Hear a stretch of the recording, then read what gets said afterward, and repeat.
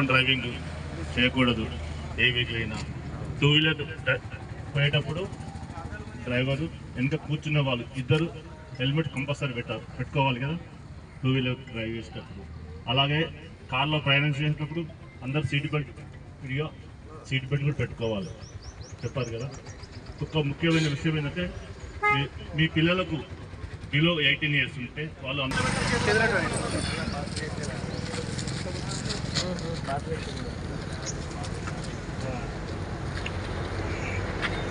నేను ట్రాఫిక్ నియమాలను పాటిస్తానని, helmet seat belt ధరిస్తానని, తాగి వాహనం నడపకుండా ఉంటానని, నా ప్రాణాలను ఇతరుల ప్రాణాలను కాపాడుతానని ప్రతిజ్ఞ చేస్తున్నాను.